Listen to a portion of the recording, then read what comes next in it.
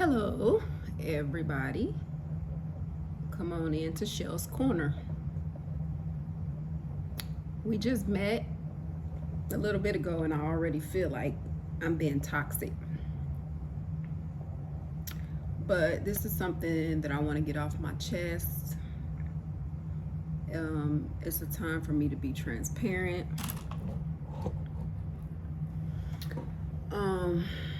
I'm not easily embarrassed or ashamed, and I really don't care about what other people think of me. I'm an open book, and I've been wanting to share this for a long time, a very long time. But now it's like I have the opportunity to do this because of this platform. I have been wanting to share it because I feel like me talking about this, it may help somebody heal, escape, leave, or even stay alive. And this is a trigger alert. It involves talking about domestic violence. So if you can't handle it or don't want to hear about it, some people just don't want to hear about it. I'm just warning you now, this is what this is about. I want to say that it was never your fault. It is not your fault now. It's their issue. It's their problem. It's their struggle. It's their failure. It's their fault. If you're in this situation, you should get out before it's too late. Now, most of the time, it starts off small. It can be, they start yelling, calling you out of your name. It may be a little shove. Some people hold food or money. They also alienate you from other people. And then it just grows from there. It might turn into a slap, a punch. Then after that, that's when the sorries pour in. I'm sorry, I'm a change, I'm sorry. And when you stay, it happens again. And when it happens again, it starts being, you made me do this.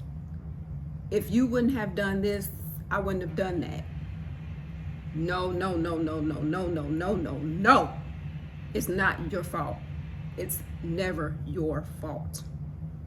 So we're going to go back to 2009. Mine started with simple things as torture. And what I mean by torture is when I was trying to sleep, I would have covers ripped off of me, turn the fan on high when it's winter and cold, standing in front of me, holding a bat in his hand. That's how it started. Basically, it was torture. I worked third shift, and when I would get off work, he would be up, and I had duties I had to do. And these duties, I couldn't be asleep during the day, but I just worked from 11 to 7. And I'm a nurse, so I might have got home at 9 o'clock, 10, whenever I could get off of work. So I had to plead and beg and say, just let me sleep for 2 hours. I'll get straight up. Just let me sleep for 2 hours. All right, I'll give you that. I'll give you that. Best believe when them 2 hours was up, he was there waiting. And mind you, I wasn't able to go straight to sleep. So he like, oh, you said you needed 2 hours. 2 hours is up. And that's when he would do the things like pulling the cover off me, turning the fan on, turning the TV all the way up to 100. And that's how it started. And I didn't leave then. And it's something that we hear that you should work it out because you're married. You should stay. The old people didn't leave. The church people don't leave. That was what was always, that's how I was brought up to believe. And I would be called hundreds of times, not even on my personal cell phone, the work phone would be called hundreds. I'm at a nursing home working night shift. The patient's asleep or trying to sleep, and he's just calling the phone, calling that phone, calling the phone, to where we're in a nursing home facility. We have to take the phones off the hooks.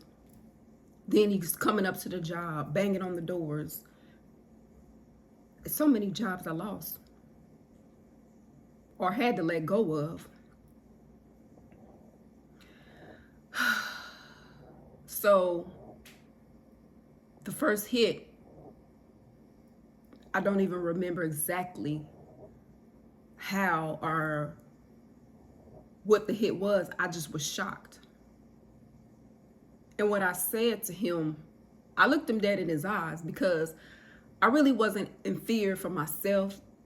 It was more of, I always thought about my children and my occupation. And I didn't do certain things or want to do certain things because I didn't want to get a felony. So I looked him dead in his face and I said, you hit me in my face. And he was like, oh, it was an open hand. I'm like, open hand, fist, punch, whatever. It's the same thing. You hit me in my face. So from there, I didn't do anything about it. So it continued. And after that, it would be more hits. And so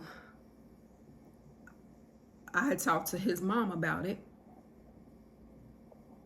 And she said, he's doing it because you're letting him do it. Now, you can take this two different ways. Well, you probably could take it more, but I took it as, are you saying he's doing it because I haven't left him? Or are you saying he's doing it because I'm not doing anything back to him? So the next time he decides to come and hit me, boom, he hits me. Boom, I hit him back. Boom, he hits me again. Boom, I hit him back. Hits me again. I bust his lip. And that last time he hits me so hard where I don't hit him no more. And it's like, after that point, I was like, I'm a lover, not a fighter. I shouldn't have to fight my husband. But I still didn't leave. So from there, it was always some type of torture. So this particular, between that, he would be jumping on top of my vehicle and I'm having to drive away with this person on my car because he's want to hold me hostage, take my keys, take my phone. He's done that so many times, just hop on the hood of my car thinking, okay, I'm on here, she can't leave. So it got to the point where I was driving off anyway. Now, this particular time where it broke, it was bad. Where I was watching my friend's children and then my children, we were all there at her house. We were on vacation visiting my family. And he had been drinking. Well, I had told him that I was going to leave him. And he had been drinking before he left, and he had a problem with drinking. And his mom said, I told him not to leave, not to go mess with that girl. So I knew that he was going to come for me. I just felt it. And he came over my friend's house and the kids let him in. And I was cooking dinner. And when I looked up, I just was like, like it was a nervous laugh. And he said, "Oh, you think it's funny? You think it's funny?" I'm like, "No, I don't think it's funny. I mean, it's just, you caught me off guard and I'm just nervous." So right then and there, I knew something was about to happen. And I never wanted my children or anybody else's children to see this happen. So I went outside and I told the children, I said, "I'm going to go outside and talk to him." But I knew it was going to happen. Soon as I stepped outside, the punches started. He was headbutting me, literally headbutting me. I fell down to the ground. I almost blacked out, like it went black, but I was able to come to. And as I was laying down on the ground, I just was saying, "Jesus, Jesus, Jesus, Jesus, Jesus, Jesus, Jesus, Jesus." That's what I was saying while I was on the ground. "Jesus, Jesus, Jesus, Jesus," as he's kicking me, punching me, like kicking me like a gang fight.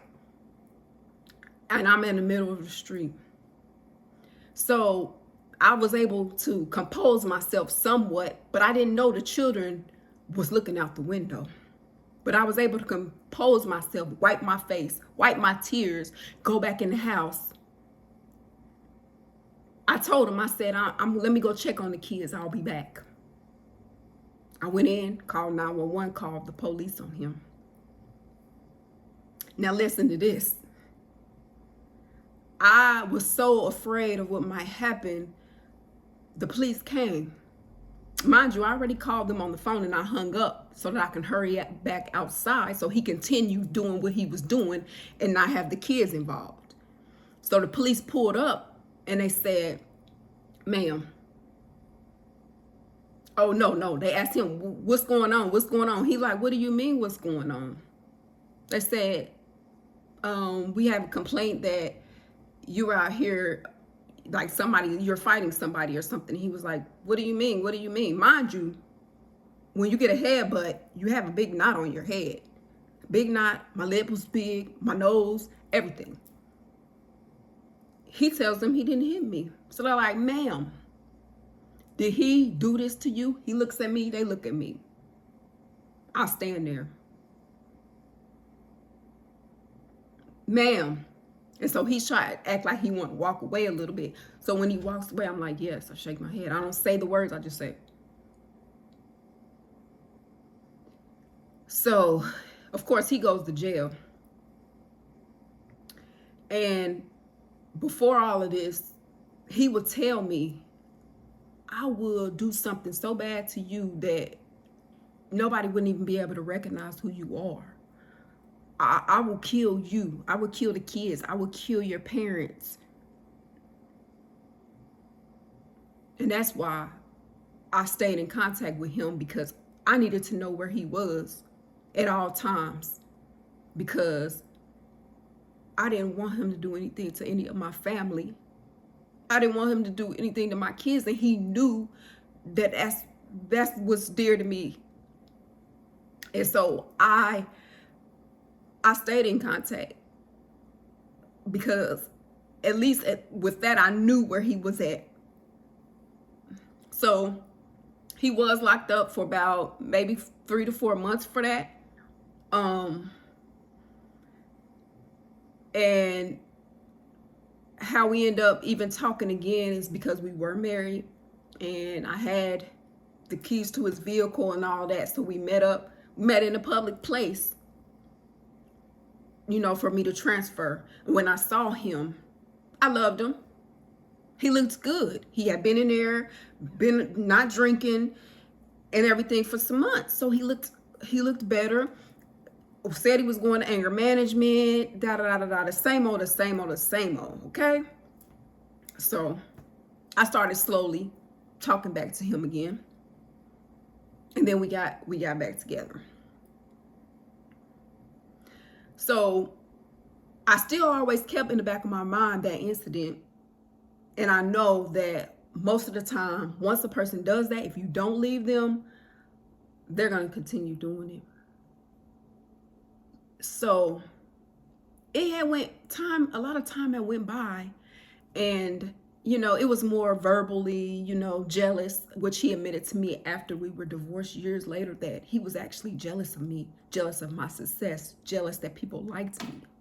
So this is why he did what he did.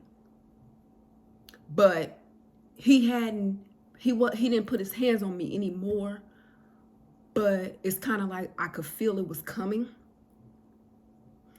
And he starts drinking, and when he drinks a little bit. Like, he's like a grumpy person. So he'll drink a little bit, and then he gets a little chipper, a little happy, a better person to be around. But he doesn't stop. He keeps drinking and keeps drinking and keeps drinking until where it becomes aggressive and angry. So I'm downstairs in the basement, and I can hear him. He's having a good time. He's sipping. I can hear the music go on and whatever. But I'm like, okay, he's been drinking for hours now, so we know what that means. So I was down in the basement, and I just got this feeling, and I knew it. And what did I do? I was laying in the bed, and I just looked, and I said, God, you know me. You know how I am. You know what I've been through. If he thinks that he's going to come down here and do something to me, harm me, please make it so that he can't do anything to me. Make sure that he can't harm me. So about 5 minutes later, I hear bump, bump, a thumping down the stairs because he's drunk at this point. And I'm listening, even though I'm in the bed, I'm listening. And I even forgot that I had said that. And so he gets down to like the second from the bottom stair, and he's just standing there. And I'm like, oh, he comes down, he's stumbling down, yelling. He gets down to that stair, and he's standing there. And he's just standing there for like 5 minutes. And I'm like, what's going on? Like, what? He's like, I can't move. I can't move. I can't move. This is all true. I don't lie. I don't have no reason to lie. He says, I can't move. I said, why? What's going on? What's wrong with you? He said, I don't know. I just can't move my legs. I said, oh, what was you coming downstairs to do? Was you coming down here to do something to me, to harm me? He said, huh? I said, yeah, you was coming downstairs, you was yelling and bumping and thumping on down the stairs. What was you coming down here to do? He said, he was just confused. He really didn't say nothing. I said, oh. I said, you know what? About 5 minutes ago, I was laying here and I said, God, if he is going to come down here and do something to me, make it so that he won't be able to harm me. He said, you went in that voodoo. You went in. Mind you, I'm not practicing no voodoo. I said, no, baby, no. I know God, and we have a relationship, and God answered my prayers. He couldn't move, and about 5-10 more minutes later, he said, I need you to help me. So I helped him over there to the bed. And when I got him over there to the bed, I said, okay, you can't move your legs or anything. I gave him some muscle relaxers. And when he went to sleep, I ran up them stairs. I said, kids, get whatever you can get. Y'all all bring a trash bag, because We had no suitcase. We didn't think we were moving. I said, grab a trash bag. Whatever you can fit in there is what we're taking. We're leaving. And I was living in Georgia. I drove from Georgia to Indiana. I had started having visions of somebody being dead. I don't know if it was him killing me or from him beating on me and doing so much to me that I killed him. And I knew once I started having them visions that I knew I had to get out of there. And that day, we packed up our stuff and I got on that highway and I was done. And I always told myself I will never let another person harm me like that again. And I have not. And I say all of this to let you know that you can get out. You can start over. You don't need that person. You need your life. Thank you so much, God.